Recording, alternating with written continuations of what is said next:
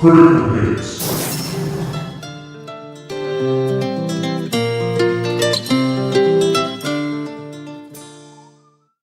All right, we are live for Critical Hits. That was the first time I ever heard your My intro. Yeah. So I like that. Wow. I've reworked it a couple of times, actually. For sure. One, to get the Wild Arms song in there, because I had a different song originally, and then another time to change some of my VO stuff. On Gotcha. it. I like where it's at right now. So, we are here for Critical Hits, our celebration of video games and video game music. Heck yeah. And we're a little unfortunate to be missing DJ B. Millie today because the game I'm doing today is specifically inspired by him, pretty much. But he has other things he has to deal with for now. So I am DJ Keen, and today I'm missing my usual co-hosts, but not missing them that much because I have some nice people here with me. Yeah. So today I'm being joined by DJ Supremus. and DJ Noob. who was here with us for Mega Man X. What a Was it? DJ name. Yeah, DJ My Noob, name? I like that. DJ Noob. That's great. I like it. It's humble. I don't want to give my name for something sure, like for edgy. So, haven't heard from DJ Threads. She might join us later on. And DJ B. Millie, like I said, has something else he has to deal with. But now that he knows we're doing Kingdom Hearts, we honestly wouldn't be surprised if he shows up halfway through. Yeah. Bursts in the door. I'm here. Jumps in through the window. Yeah, just comes flying through the window. That'll work. But today, like I said, a game that DJ B. Millie inspired me to cover, but it's great music and a good game. A convoluted mess of a game series in some ways, but yeah, great. I would describe. Absolutely. So today we are covering Kingdom Hearts. Not the whole series. There's a lot of great music, and there's a lot of chances to cover more of it later, probably next semester if I do the same show. For today, we are covering what's known as Kingdom Hearts 1 Final Mix. And that all on its own starts to get into how convoluted this whole thing can be. But the important parts to remember are that the original game released on PlayStation 2 in 2002. And then the Final Mix, well, actually I don't know exactly when the Final Mix was released. It was years and years later. I know the 1.5 HD remix, which again is convoluted. Yeah. That contains the one Final Mix, Right. which is basically the definitive version of the first game. Updated graphics, updated a bunch of other things, most of which isn't important. But it did update a little bit of the music, and that I will cover more later when we get there, because I am using one or two of those songs. I think it added a few like extra cutscenes too, because that was when they knew. That was when they knew what the entire story. Because when they first started, they didn't know what the story was gonna like, where it was gonna go. Yeah. So they added some extra scenes afterwards to like give more context. Yeah. Like I said, for the music, only one or two little updates they'll cover later on. But yeah, it was added cutscenes, added secret boss areas and fights, adding some of the mechanics from the second game back into the first game to make it feel better, a little less clunky. Yeah. And stuff like that. And redesigning a lot of the stuff from the ground up, because between the original release and the Final Mix release, they lost basically all of the assets from the original Kingdom Hearts, so they had to like remodel all the characters and redesign a lot of the stuff basically from the ground up. And like I said, most of that won't matter. No. If you're All we if you're need looking to know is that the Kingdom Hearts series is wild to try and like understand process. Yeah. It's Because of like the many like jumps between like games. It's like the like chain of memories, like all the different like I actually sections managed of to, the games. boil it down to what's really important if anyone listening does decide they want to buy these games. Which you should, because it's a fantastic series. Yes, and the third game's coming out early next year, so we might do the Yes. second game to celebrate. Gosh, I'm so excited. I better be there for that one. Yeah, if I'm still doing Critical Hits next semester, I'll probably do the second game when the third Heck releases yeah. to celebrate. But if you really do want to buy the games, what you need to buy, and even these names are kind of convoluted, so pay attention, Yes. are Kingdom Hearts 1.5 HD Remix, which is the first game's final mix, Yeah. the definitive one, as well as a couple of other games that deal with the first game and its story and the story between the two. And then the 2.5 HD remix, right, which is the second game's final mix, which is its definitive version. Yeah, I only played Kingdom Hearts 2, not 2.5. Yes. Which explains a lot of the trouble that I had as a child. Yes. And a number of other games that were released around the time of Kingdom Hearts 2 are in that one as well. Then most recently, the 2.8 Final Chapter Prologue, which in preparation for Kingdom Hearts 3 is like the last couple of bits of story that weren't in any of the HD remixes, have been added to this one, which is just a couple of games. Pretty much, I think it's like one short little game and maybe a cutscene thing, or it's not a lot. That sounds in the 2.8. Right. I think that's the one where you play as Aqua. In the 2.8 Final Chapter Prologue, you're doing what, again, it's so convoluted. They call the 0.2 fragmentary passage or something like that, which is a storyline where you play as a different character that's not in this game, was in one of the other games, but is very important to the series overall. And like we said, this is a convoluted mess to understand. Yes, we warned you beforehand. But ultimately, for design-wise, what this game boils down as is it was made by Square Enix. Yeah. It's the same company that does Final Fantasy. Yeah, I was going to say, the best way to think of the game in very, very simple terms is if you take Final Fantasy and take Disney and smash them together. And that's pretty much literally what happened. Yep. Because it's published in conjunction with Disney. Yeah. And I also love the story about it. Absolutely. Which is... what was it? One of the creators, Shinji Hashimoto. He's an executive officer for Square Enix, and I think these days he's the Final Fantasy series brand manager to make sure they aren't doing things that are sort of outside the brand for Final Fantasy. Yeah.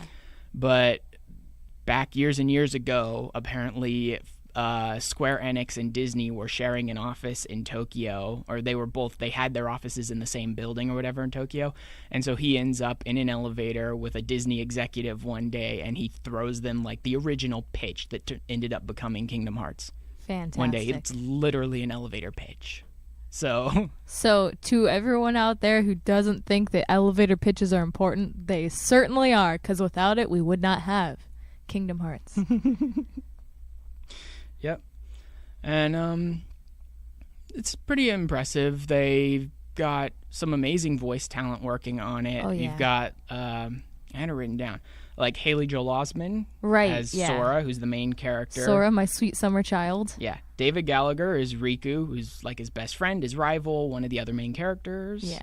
And Hayden Panettiere as Kairi, who's another best friend. I forgot that she was Kairi. Yeah, who's another of their best friends since childhood. And, it's the trio. It's the guy, it's his rival, and it's the girl that's the romantic interest. But they're all 10-year-old kids, so they don't do a whole lot with the romance stuff. Yeah, which is good. It's there, but it's childish in a lot of ways. Yeah, child romance. Yes. The not creepy kind. And then... I would argue Riku is more of his love interest.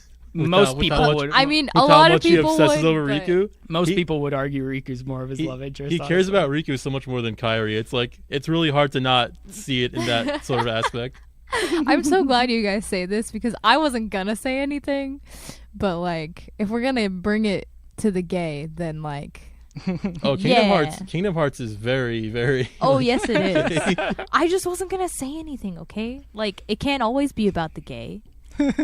In my life it can be, but you really can't avoid. You can't talk about Kingdom Hearts without bringing up how just how much how charged the friendship between Riku and Sora is. Yeah.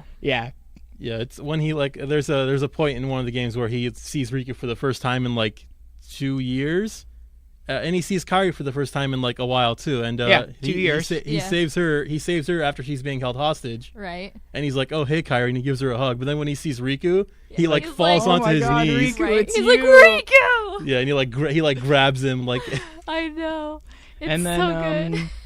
And then there's a bunch of other notable voice actors actually that aren't major characters, but just off the list that I was able to find is Billy Zane, Christy Carlson Romano, David Boreanaz, James Woods, Mandy Moore, and all these characters doing all these voices. That's just the first game, right? This is just for the first game. Okay, because they get a lot of really talented people for the second games too. I know Jim Cummings comes back as Pete, and wait, is he in the first game? Because Tigger's in the first game. Pete's in the first game. Oh, Yeah. no, I mean Pete's like in the Tigger. first game. Oh, But Tigger? Yeah. I think Tigger is Yes. too. Yes, Yeah. because And Winnie the Pooh stuff is in the Right. first game, so Tigger is in the first game. Side note, does anyone know, like, I'm assuming Mandy Moore is coming back for the, like, Rapunzel area. Maybe. I would assume so, I don't because if know. she was in the first one. Yeah. I don't see know why she wouldn't exactly be where they're gonna use the Rapunzel. voice talent. But yeah, probably. All right. Yeah, let's go ahead and get to our first chunk of music. Yeah. So, let me. Big excite. I came here specifically for Kingdom Hearts, okay? Okay. What I've got for you guys is I'm going to give you sort of a small chunk of a couple of songs. They get a lot of the songs in this game Yeah. get a little repetitive, but I'm going to play maybe 30, 40 seconds of Dearly Beloved, and this is the final mix version, and this is one of the opening songs that sort of starts the game. Blessed. It's like Kingdom Hearts version of Prelude. Yeah. Basically, yeah. And then a song called Destati, or Dive Into the Heart, which is another song that sort of plays while you're sort of building up your character in a way. It's kind of like an RPG, and you sort of choose, you don't design your character, you play as Sora, Yeah. but you get to choose like what's more important to you, right? The sword for attack power, the wand for magical power, and Yeah. you know, you get to choose little things like that that sort of change some of the skills you get along the way, how quickly you level up at certain points through the game, Yeah. that sort of stuff. And while you're doing that, this is the song that'll be playing during that portion. And then we're going to cover the first chunk of pretty much any good RPG, which is time until the village burns down, basically. Of course. Right? Every good RPG character has to have their call to adventure, and that's usually the quaint, quiet little village they've been living in and would love to live in for the rest of their lives gets burned to the ground. It's Yeah. Well, it's not not even- quite exactly what happens in this one, Right, but it's not but- far from it. Is it Yeah. their village or is it just the island that they like hang out on? It's one or the other. Because the village in- is actually like off. They actually live in the town, but you never get to see the town. Yeah. except, Oh like, no, off here in camera. Kingdom Hearts. Yeah, Yeah, no, Yeah. it's the there's surprisingly an actual town. yeah, but you never which see you don't it. really find out until the second one that Yeah. there's an actual town and there's actual parents. right. Although I do think his mom calls out to him one time in the first game when he leaves that night. That sounds right. I Yeah. think so, but other than that, But they it's Other like, than it's that, like you have wait, no these idea. kids weren't just living on an island in the middle of nowhere. They actually had a hometown and a school that they could go to and Like, parents and stuff. Hello. You don't really find I out till the second forgot the one. name of the town, but yeah. I don't think it even gets named. In yeah. the second one, I thought it did. I don't think the town ever gets named. I Really? know that the place they're on is Destiny Islands, Oh. but I don't know that the town has a name specifically. Maybe it's just Destiny Town. Who knows? Maybe. I don't know. But anyway, I will be playing for you the Destiny Islands theme, which is what Blessed. plays when you're running around trying to build your boat and hang out with your friends on the islands and stuff like that. And then Time Until the Village Burns Down, I'll be playing for you guys Night of Fate, which is our character's sort of everything's going wrong. Here's your call to adventure. Yeah. All right. And then we will be right back after that. Yay.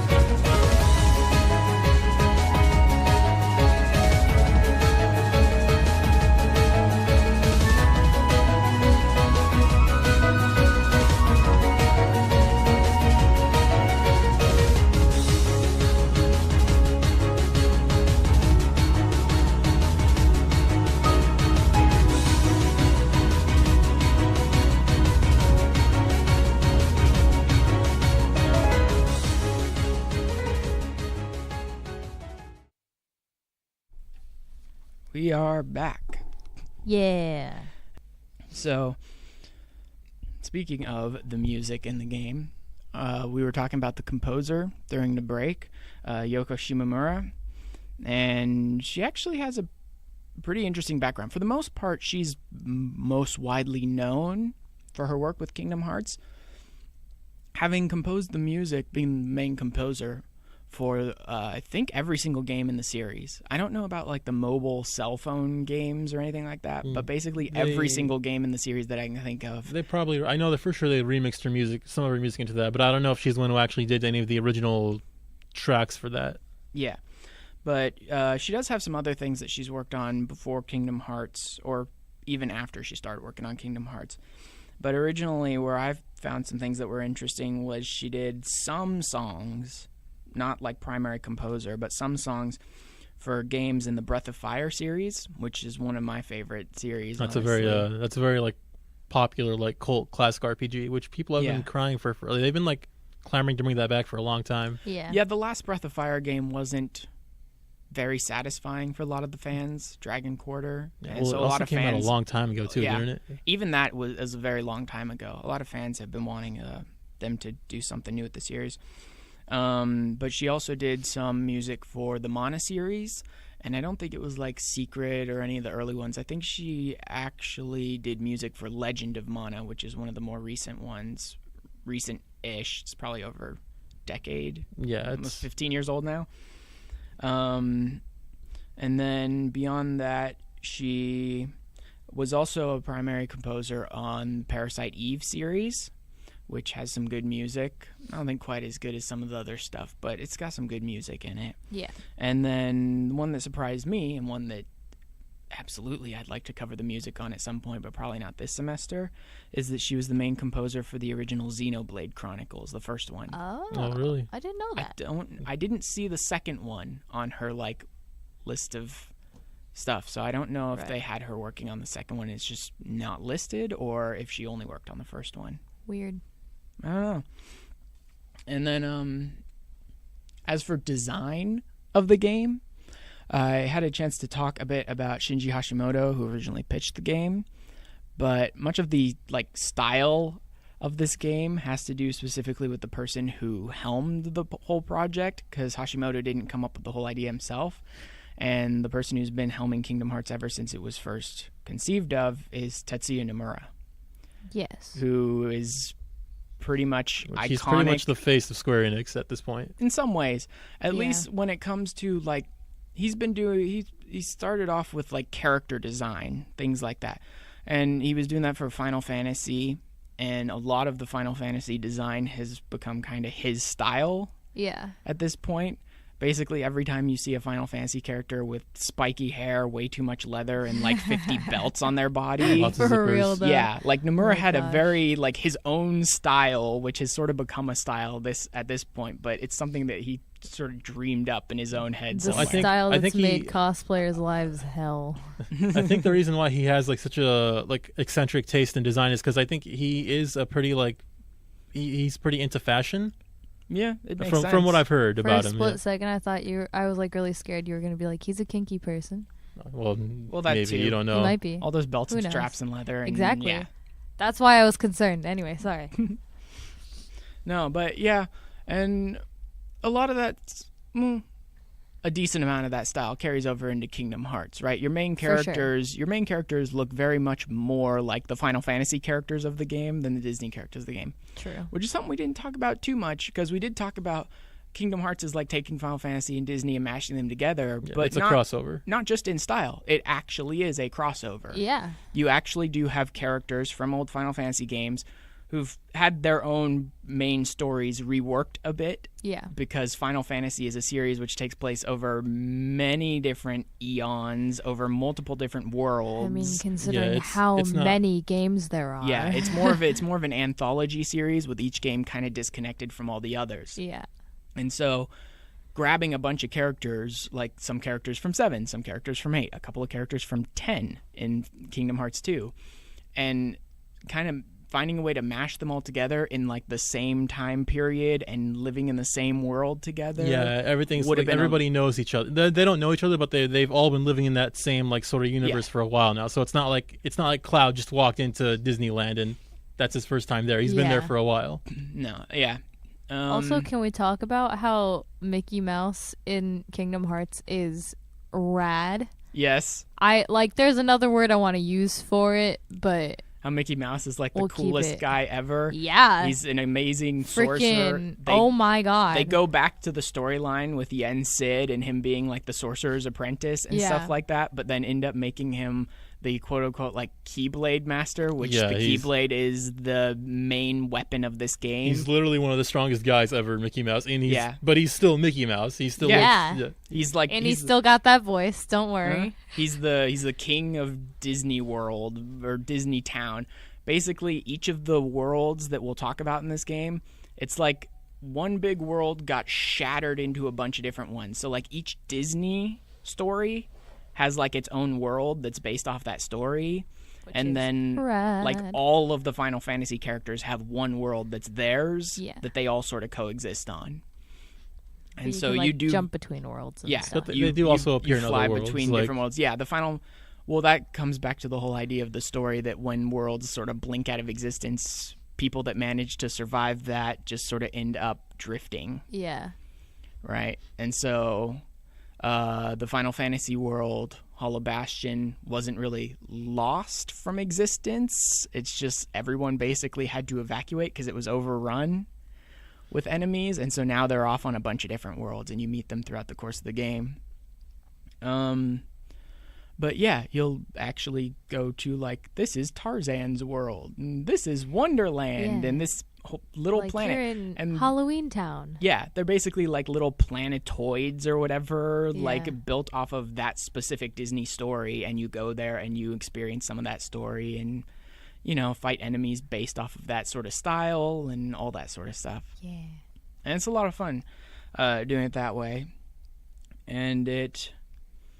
but as for the Final Fantasy characters, you can't really have them all coexisting with their original story. So a lot of the themes and concepts that are built up in their stories, like Cloud being kind of a downer and a loner and all that sort of stuff, remains, but like the specifics of the story itself are different. So like Aeris is totally fine, but for some reason Cloud still has to be like a downer because that's what people want. That was weird to me. Aeris totally fine, but still Cloud's off chasing Sephiroth and saying, I can't be with you guys and I can't help you, blah blah, I need to be alone. They gotta keep their like emo kid TM. Come on. Yeah, I guess.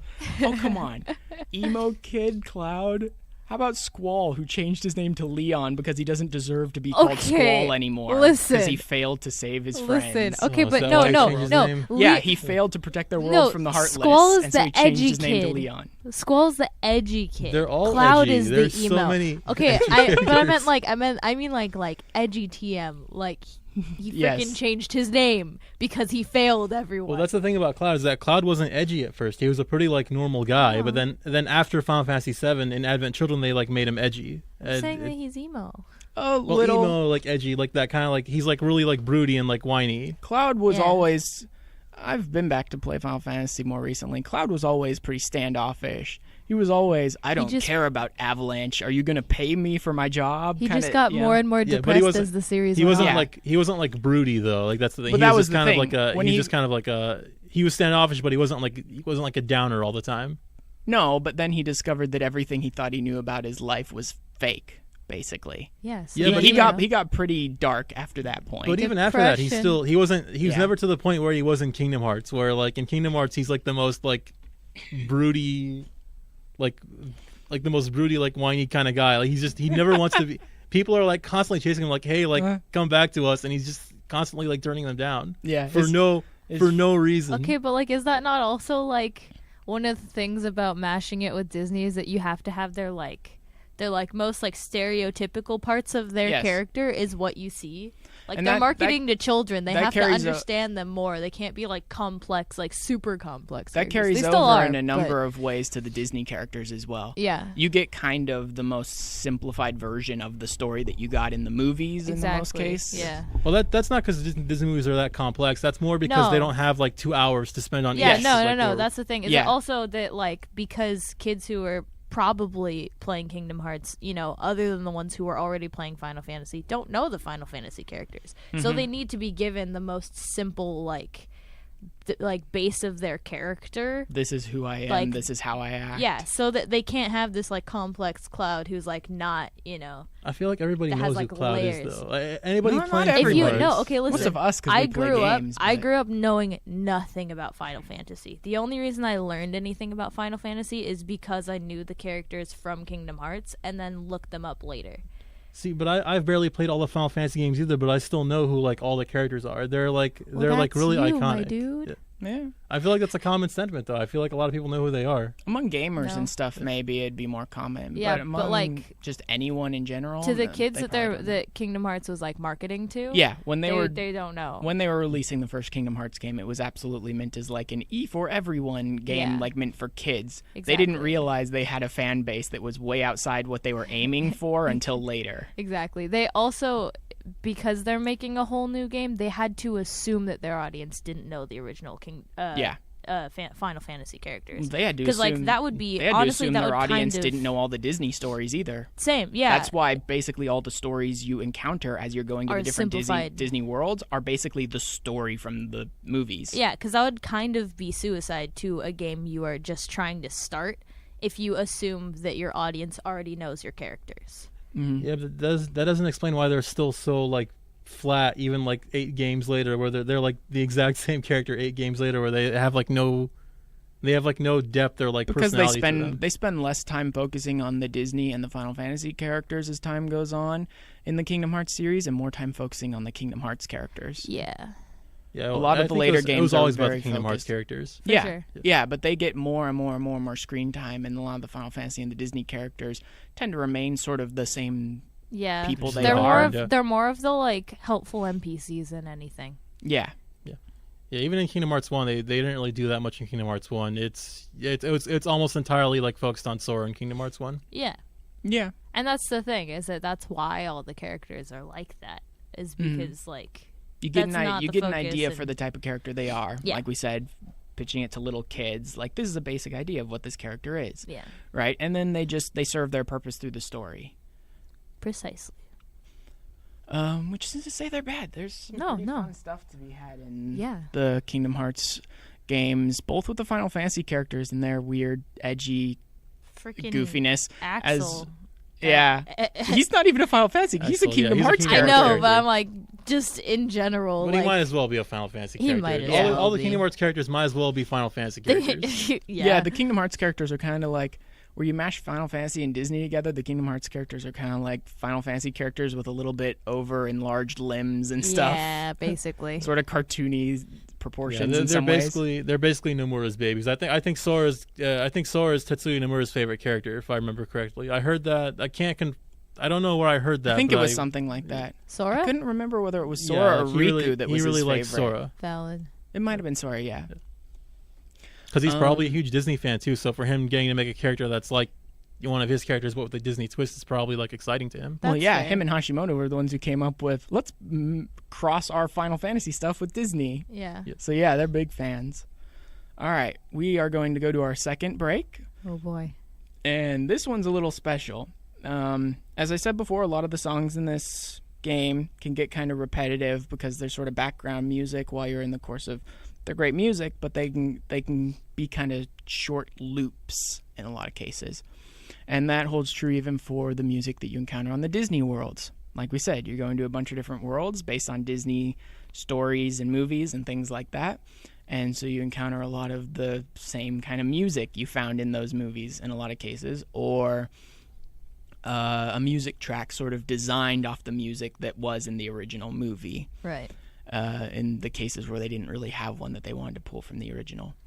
And they can be short. They can have kind of a loopy feeling to them so that they're designed to just keep playing while you're adventuring.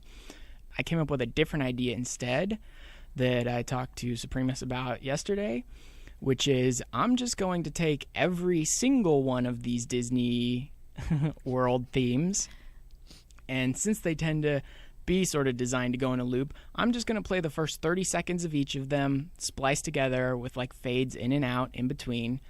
And now we're making a game of this. So Supremus and Noob and any of our listeners at home who want to play along with us, I am going to play you one track, which will have about 30 seconds of each of these songs spliced together. It's 8 or 9 songs, I think. And they're all either originally from Disney, and they literally just pulled that song into the game, or designed off of songs that were originally in a Disney movie. And I'd like to see how many you guys can identify. I really hope I do well. Because, like, sometimes I, like, have, like, higher expectations for myself than I should with certain things. Mm-hmm. So we'll see. Well, some of these are very obvious. I figured. Some of these I figured at least I know exactly what movie. Of them. It's like, yes, that's the exact song that was in the movie. Right. I know exactly where that song came from. Yeah. Well, I feel like I have an unfair advantage because I've actually played these games before, so I know like exactly what I have too, but it's just been a very long time. We'll see. And this is where we get into the idea that the final mix did add some music, because there is one song, the very last one added to this, which was not in the original game. It was only added in the final mix for a special secret area and secret boss fight. Yeah. And honestly, that one's pretty easy to identify too, because it's really popular, but we'll see how many people are able to get that one. So grab a piece of paper or whatever. Cool. Yeah, I'm just going to do it with the notes on my phone. Play along with us if you'd like. And when we come back, I will list off what songs they were, and let's see how many you guys can get right. We will be back in about 5 minutes.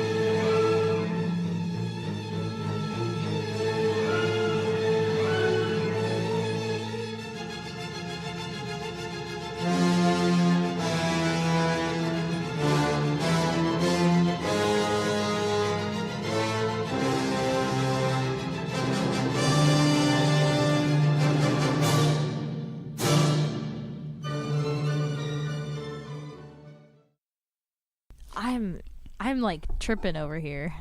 So I'm chilling. I'm just like sitting over here. Like there were, I think like 3 of the 4 that I didn't like put anything for in my guesses were like so familiar sounding, but I could not figure it out. And Are we going to give our guesses and then you tell us? that'll be more fun, I think, actually. Yeah. Okay. To see how wrong So the we very are. first song, you guys both seemed a little stumped. What did you get, Supremus?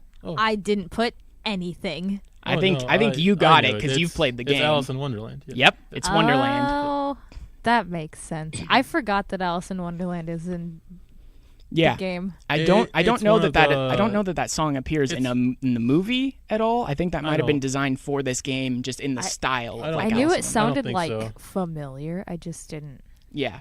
remember that. So the second one, I'm definitely gonna go with Supremus first each time because Oh you've my played the God. game. You probably have a lot of these. I'm pretty sure I got all but one of them because I just Yeah. couldn't recognize Okay, the so I song. had a guess, but like I won't be surprised if I'm wrong. My What'd you get for guess number was 2? Hercules. You were absolutely Hercules. right.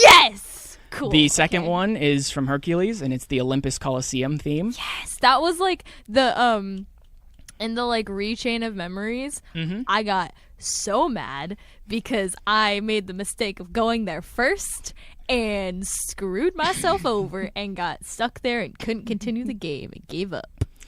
Oh, So- really? what happens in Chain of Memories? I actually No, don't it's remember just what like you're happens. not supposed to go there first, but you have like 2 options, and because you have like no like upgraded anything, Yeah, cards. it's or literally anything like that. impossible to like do the Colosseum thing. I assume you Really? got that one right, noob. Oh yeah, I got that one. Yeah, Yeah. I know for sure. But Yeah, the Olympus Coliseum I'm so one, the happy. instant it came on, Noob was writing something, and I'm like, of course you know. This is the one world that appears in like every single Kingdom Hearts game ever, Yeah, I'm just happy that I it's literally actually in all got of it. them. right? Because the Olympus Coliseum is pretty much It's the challenge. it's a combat arena. It's the Yeah. challenge room. a challenge Yeah. arena. Yeah, you take on different like cups, Yeah, like which gold is why cup, platinum cup, all that sort of stuff, Which and is you face a why- bunch of enemies that are in the game, and then some major enemies from Disney stuff as well, like some of Yeah. the Titans and Hades, and I think in the first game, yes, in Final Mix, that's where you find the boss fight with Sephiroth. Yeah. Is in Olympus Well, I Coliseum. think that's just. Yeah. I think that's where he was always, right? He was always one of the. Yeah. He was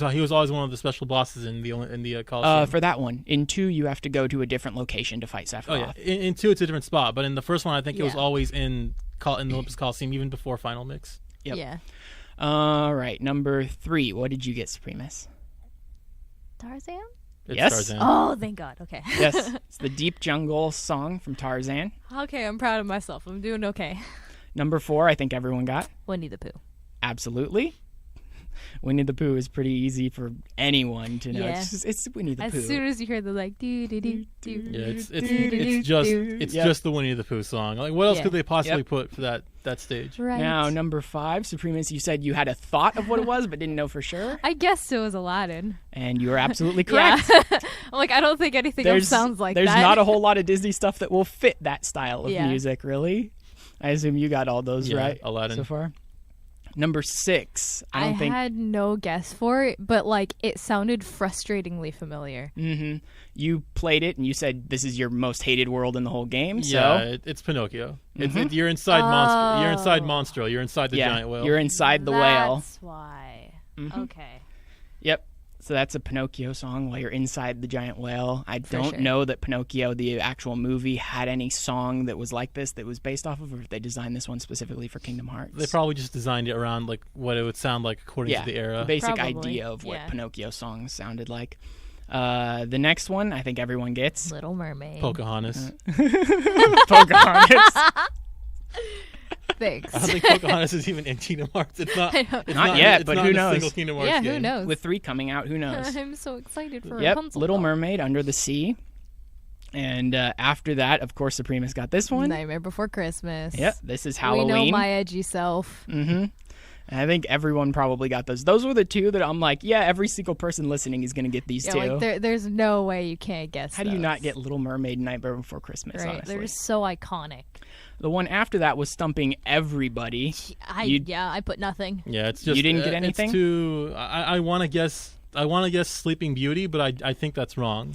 No, I don't think Sleeping Beauty was in the first one at all. No, because Maleficent is in the game, so I assume maybe it's Maleficent. Maybe you go there for like a little bit. No, the second to last one on the list was from Peter Pan. Oh, okay. Oh God! And it's of the course. song for Neverland. That so makes when you're sense. like soaring through the skies and stuff like that. I completely forgot about that. I don't know why. The Peter Pan, yeah. They also had the stuff from Captain Hook's I ship, forgot but that all wasn't about very the- good either. I liked the Neverland one a lot For better. sure. Yeah, it's a And good stage. I don't know why I forgot about it. The very last one sounded like it was stumping the people here in the room, but I imagine there's some people that must be able to get this. Did you get anything for it? Nope. Did you get anything for it? It's Fantasia. Yeah. It's when you fight. Yeah. That was like my internal guess when you were like, it's really old. I was like, it's probably Fantasia. Well, but yeah. they play the music directly from There's actually a world in one of the later games that's just Fantasia World, and it has like all the music from Fantasia. No, I know. It's just that it's been like a really long time since I've watched Fantasia, so I don't It's remember been a very the long music time since from I've it. watched Fantasia either. Well, but I know because I think Chernabog is really cool, so I always like Oh, that's remember fair. that song. yeah, and that's the one that was added in Final Mix. They added a secret boss battle with Chernabog, the demon on Bald Mountain. Yeah. As a battle in the Final Mix version of the game. So you're like flying up towards the mountain and dodging attacks that he's throwing at you and stuff like that. And so they're playing Chernabog's theme, the what do they call it? A Night on Bald Mountain, as you're fighting him in the game. So yep, that one was Fantasia. And how'd you guys do? I actually did pretty good. I think I only missed 3. How about you? 3 or 4. I missed Neverland, but I got the rest of them pretty. Like I said, I went through played all the the games game. recently, so my memory's really Yeah. fresh on them. Yeah. All right. For And- someone who hasn't played the games since I was like, I don't know, probably 14, that I did pretty okay. All right. We've had a lot of chance to talk about our main characters, about Disney characters, and how cool Mickey Mouse is, and how he's a king, and he's married to Minnie, and they have a whole castle and a kingdom, and he's also a master Keyblade wielder and a great swordsman, and basically just, He's basically Yoda. yeah, he's kind of Yoda. I never thought about it like He's- that. Now I'm like, my whole life is destroyed a little bit. Because they're both like tiny, and they're like these like really like crazy like swords of guy, and they even fight the same way. They're like Why did They're you always do Flipping this? and spinning. Why did yeah. you do this to me? well, it's And just then- he just fits that kind of character type. DJ Noob, Yep. please. And all the other Disney characters that are in it, which is actually very interesting and fun because we never actually did end up talking about the fact that as an RPG, you have a party which consists of Sora, and I think a lot of people might have assumed maybe Riku and Kairi, his friends, but no. No. They're gone out of it for pretty much the whole game. They're part of the story, but they're not part of your party. Your party actually consists of Sora and then Donald Duck and Goofy. The two best my Disney characters. Goodness. Yes. Donald, you mean that useless little punk? He's got some pretty good magic. He was a sailor. He fought in the war. Okay, he's not useless. Okay, but like when you really need Donald, was he ever there for you? A healing every once in a while, maybe. Maybe. I think. Oh, as a party member. I think. Yeah, late- I'm oh, talking. oh, No, yeah. I'm saying he's useless as a party member. Oh yeah, as a party member, he is. No, he not is- as a character. I think later, if you played the Final Mix version of the game, they might have brought back something that was in 2, where they might have allowed you to like turn on and off abilities. Oh. So you could turn off most of his useless attack spells Well, and have the- him focus on maybe 1 or 2 attack spells and then That's healing. fair. Well, no, the reason why Donald was such a bad party member is that because his attacks are all elemental, but there's Yeah. enemies that absorb elemental damage, so he would actually Yeah. heal bosses sometimes. It was so funny. Yes.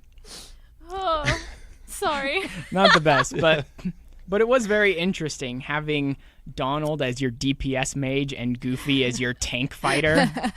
Is just a weird concept to even get your head around.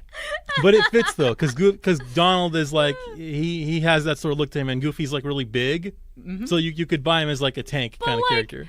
Just the thought of Goofy as a tank With is RPG always classes. hilarious. Yeah, Donald and He- Goofy with RPG classes Goofy is has just an- weird, but I like, love it. Like Donald, like I could sell like Mage Donald, like Yeah. that's fair. But like Tank Goofy, Goofy has an ability called Berserk, oh, it's which so if good. you imagine Goofy going like nuts, It's so good, Just go, oh, as he spins around and kills everyone. so good. Ooh, Oh, man. I love it. And then we had a chance to talk about all of the edgy emo Final Fantasy characters that Yes, joined us in yes. this game, which are all good fun. So lastly, I think we will be talking about the villains. I was actually going to ask about him. We didn't bring him up at all. Mm-hmm. Who was another really just confusing actually, character. Because first and foremost, you end up facing off against Pete. That's big old Pete from like Goofy stories, basically, except he's a Heartless, which are the bad guys of this game. And you end up finding out he's working with Maleficent, which is the evil witch. The second game? No, Maleficent's in the first. No, I mean Pete.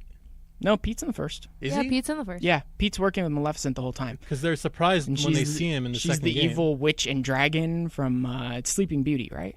Oh, yeah. Maleficent is for sure in the first game. She's a... That's Sleeping Beauty, right? Maleficent? Yeah, she's Sleeping Beauty. Yeah. No, Maleficent is... I know for sure she's in Kingdom Hearts 1 because she's one of the most important characters in the story. But Pete, I always thought was Kingdom Hearts 2. No, he's working with her in 1 as well. Yeah. So you end up facing them for most of the game. They're like the big villains or whatever. And then it turns out they're pretty much pointless. Like a lot of the game, Maleficent is kind of manipulating Riku and leading him down a path of darkness and all this nonsense.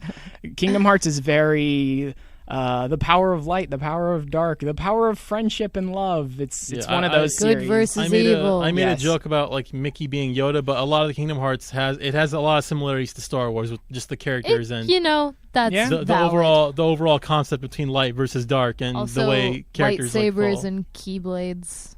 Yeah, they've got a similar energy.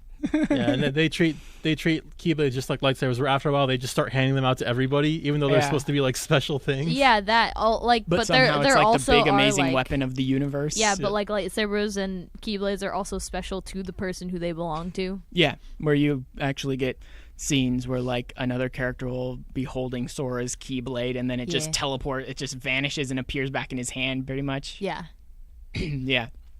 But there's so much behind it. Yeah, when you finally get past them as not really being big and bad as they think they are, you end up facing off against Ansem, which is just this tan dude with white hair who's the power of darkness. We have to go by his appropriate name, which is Ansem, Seeker of Darkness, because there's another Ansem that you find out about later on. Well, no, there's if you go into the whole series, there's Ansem, Seeker of Darkness, Ansem the Wise, Xemnas, Xehanort. That's true, yeah. I forgot about the whole like different Ansems. Yeah, there's a million different kinds. But for the first game, all that really matters is Ansem. There's only one Ansem, though. The other guys are all actually a different character. The real Ansem is like a separate guy, and then Ansem stole his name. It's very confusing. Let's leave the 2 storyline out of this because it's going to make it even more convoluted. That's all the 2 storyline. Yeah. In the 1 storyline, you face off against a guy who calls himself Ansem, who himself is a Heartless. Right? He is a Heartless. That version of him is a Heartless, and he's the Seeker of Darkness, and he's seeking what the whole game's named after, Kingdom Hearts. He's trying to create a Kingdom Hearts, and that's why he's creating all these different Heartless and like stealing people's hearts, and he's trying to capture... In the first game, I think he's trying to open Kingdom Hearts. In the second game, he's trying to make it. No, he's trying to make it in the first one. Is he trying to make it in the first game? I believe in the first game, Ansem himself believes he's trying to open Kingdom Hearts, but in actuality, he was fabricating a fake one, basically. Yeah. Okay. They've done that like 3 times. It's so confusing. They keep trying to make Kingdom Hearts, right? There is one out there. It can be found, but apparently it's very difficult to find, and that's what the storyline of the 3rd game is all going to be about, is the original one, the real one, finding a way to open it. And so all the ones that you've encountered in the first and the second game were like fabrications, like fake ones trying to be made to release the same kind of power. I don't think you even get to see them. You just see the door. And you see them. You see the door, and then in 1 you see inside of it slightly because that's where Mickey appears to save the day. Isn't that just the realm of darkness, though? Mm-hmm. Yeah. That's what it ends up being. Oh, so Kingdom Hearts is just the darkness world. No, the Kingdom Hearts that they've created, they still haven't shown us until 3. They still haven't shown us what's actually inside the real Kingdom Hearts. Yeah. All of these fabrications that they're making seem to, in the first one, I won't even bother talking about the second one. We'll talk about that later if we cover the second game. But in the first one, this fabrication seems to open a door into the darkness, the like capital D darkness. Yeah, the world where darkness. Yeah, where that's where it all comes from. A world is that where the spot. Heartless spawn from, where worlds that have been destroyed by the darkness end up being like chunks of them lost there into the realm of darkness and all that, or like people who got consumed by the darkness when their world was destroyed end up there in the realm of darkness. But that's what it did. It opened up into the realm of darkness. Yeah. And that's what was inside of it. And that's where Mickey shows up to save the day and all that stuff. But that's pretty much what he's doing the whole time, Ansem. Even though he doesn't make his appearance till near the end, you find out he's been manipulating Maleficent and Pete and all them and making more Heartless in order to like steal people's hearts, in order to open Kingdom Hearts, but in reality he's just creating a knockoff version of it, basically. Mm-hmm. And so you end up chasing him down first. Actually, first you encounter him the very first time in Hollow Bastion, which is the Final Fantasy character's homeworld. You don't really end up finding that out until the second game. Is it the end of the first game, or is it just the second? I think it's the second game because they're all just there. In the first game, they're in a place called Traverse Town, and in the second game, they're all in Hollow Bastion. They're spread out a little too. Cloud's in Olympus Coliseum. Well, that's true. But it turns out Hollow Bastion was their world before it was basically overrun by Heartless. So it wasn't like lost to the darkness. It hasn't disappeared. It's still there, but they can't go back to it really because they can't fight the army that's there pretty much. And that's where you first encounter Ansem after all this stuff between Sora and Riku and rivalries. Should we explain how Ansem even shows up? Or no, I don't think that's too important. No point. That's one of the big twists of the game. Let's let them experience it for themselves. Also, we're running out of time regardless. I mean, technically we're out of time, but we started late, so end late. No, we still got about 9 or 10 minutes. Yeah. So anyway, you face off with him in Hollow Bastion, which this is now getting into my next set of music for our next break. I am going to, again, just give us 30 or 40 seconds of a couple of different songs. And the first one is from Hollow Bastion itself. The second one is after you've chased him down and discovered his plans and discovered where he's going and what he's doing. You chase him to a place known as the End of the World. And I've got a chunk from that. And then finally, you end up having your fight with Ansem, who's big boss guy of the whole game, pretty much. And the track for that one is interesting because it's called, what was it called? Guardando nel Buio, which is actually Italian, and it means guardian of the dark. Nice. So it absolutely makes sense. Yes. So we will go to that chunk and then come back and say our farewells, and then we'll jump into the outro song. So we will be back in probably just a couple of minutes.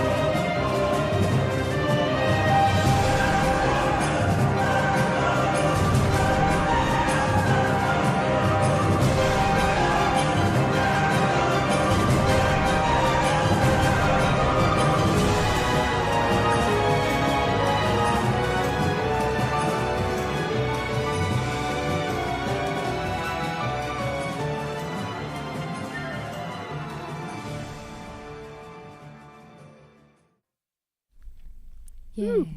We are back one last time.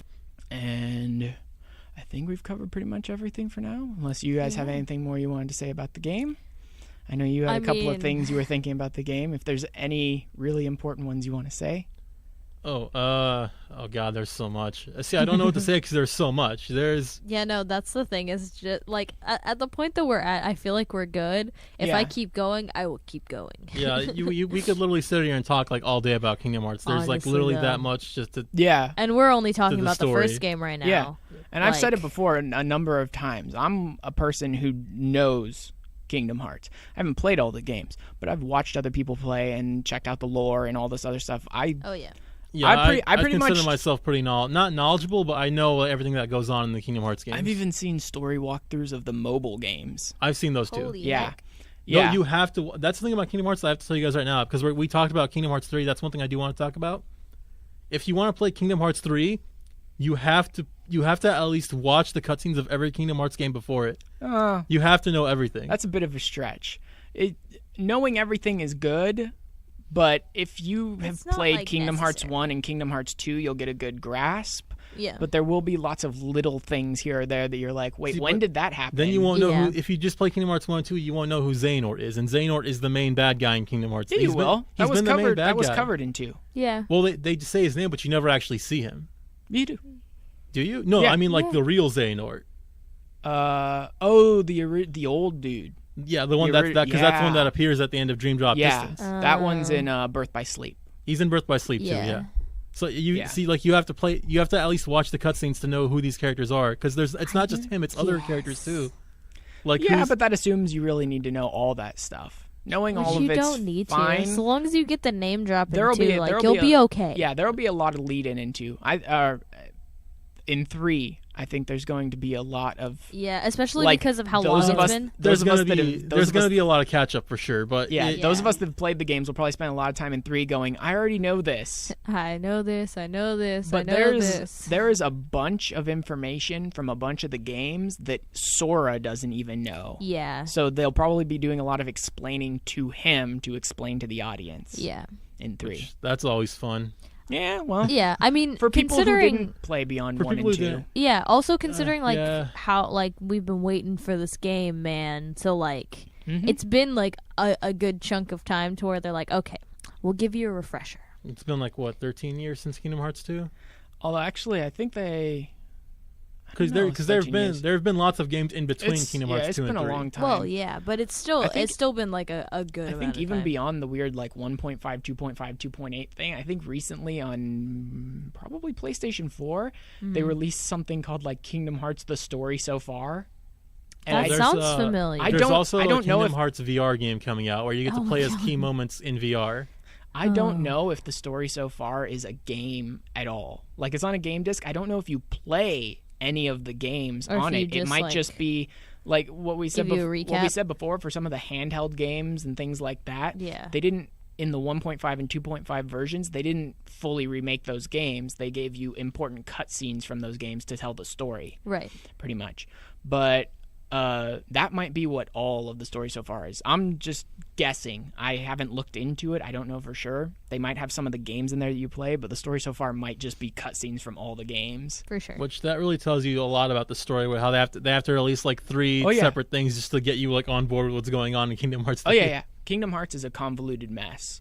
It's beautiful, and I adore Kingdom Hearts, but it is a convoluted mess. It's a mess. good game, but I would describe my relationship to Kingdom Hearts as a sort of love-hate relationship, and I feel like that's a very common... I don't want to say it's common, but I feel like a lot of people sort of feel that way, because the game is very good, and there's people who really... I'm watching a guy right now, he played through all the games, fully, on a stream, and he talks about how he loves the game. It's one of his favorite games now. Yeah. Even he says the story is nonsense. Mm-hmm. Yeah, I was watching someone do the same thing. We may have been watching the same guy, honestly. We can talk we can talk about it afterwards if you want.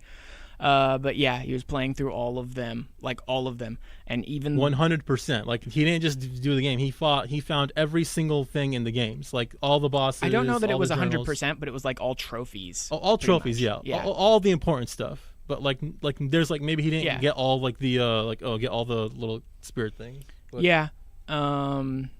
And even for some of the games that they only included the story on, he like went back and got the original copies of the game itself to play the game. I think we're talking about the same guy. We probably are. Yeah. But I think we've covered everything that's important for now for the first Kingdom Hearts game. True. If anyone has become greatly inspired to play the Kingdom Hearts games You by mean listening, me? Yeah, by listening to us, the version that you're going to want to look for is called Kingdom Hearts 1.5 HD Remix. That's going to be this first game that we've talked about, plus a couple. One other the first game. 3 games. No, it's more. It's No, it's 3. It's this final mix version that we talked about today. It's Re-Chain of Memories, which is a PlayStation. It's a remake of the Game Boy Advance game. Yeah. It was originally released on the Game Boy Advance called Chain of Memories. Re-Chain of Memories was a PlayStation 2 remake of it, and so it's that which you can actually play through. And then I believe they also have Kingdom Hearts 2. No, I believe they also have 358 Days Over 2 on the 1.5 remix, but it's not the game. It's just cutscenes. Yeah, it's like an hour. No, it's a couple of hours. It's probably a few hours long. It's about an hour and a half long, I think. Yeah, and it's like the important cutscenes and story beats from the game, but not the game itself. And half of those cutscenes are just people eating ice cream. Yeah, probably more than half. But it's beautiful. It's a nice. They're dear friends. They're nice. They're good friends. Dear friends. Yes.